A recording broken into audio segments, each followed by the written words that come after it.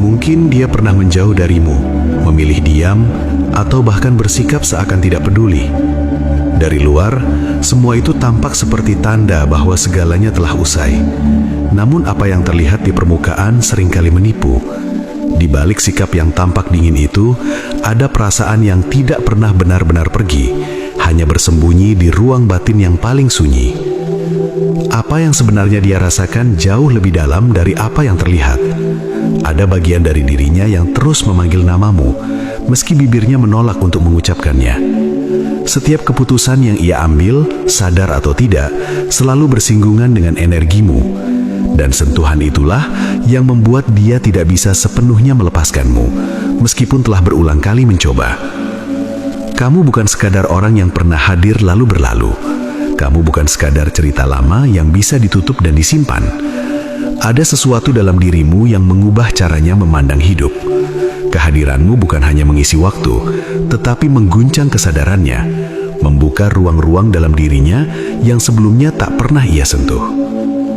Ada alasan mengapa semesta menempatkan kamu dalam hidupnya, karena kamu bukan orang yang datang tanpa makna. Kamu adalah cermin yang memantulkan kebenaran tentang dirinya sendiri. Melalui kamu, ia dipaksa melihat luka yang ia sembunyikan, ketakutan yang ia abaikan, dan potensi yang selama ini ia hindari untuk diakui. Kamu juga adalah pintu yang membawanya pada kesadaran baru. Kesadaran bahwa mencintai bukan sekadar memiliki, bahwa kedekatan bukan sekadar kebiasaan, dan bahwa kehilangan bisa menjadi guru yang paling jujur. Meskipun awalnya kesadaran itu mungkin terasa menyakitkan, dari situlah jiwanya mulai belajar. Inilah mengapa energi keterikatan ini terasa begitu kuat, karena ada pelajaran jiwa yang sedang berlangsung di antara kalian berdua. Pelajaran yang tidak bisa diselesaikan hanya dengan menghindar atau berpura-pura lupa. Pelajaran yang terus bekerja, bahkan ketika kalian tidak saling berbicara atau bertemu. Mungkin dia mencoba meyakinkan dirinya bahwa kamu hanyalah bagian dari masa lalu, bahwa perasaan itu hanya sisa kenangan yang belum pudar. Namun setiap kali ia berkata demikian, hatinya memberikan jawaban yang berbeda. Karena jiwa tidak pernah keliru mengenali apa yang pernah menyentuhnya dengan tulus. Ada momen-momen tertentu ketika tanpa alasan yang jelas, pikirannya kembali padamu. Bukan karena ia ingin terjebak pada masa lalu, tetapi karena ada bagian dari dirinya yang belum selesai. Seperti sebuah perjalanan yang terhenti di tengah jalan tanpa pernah benar-benar mencapai tujuan.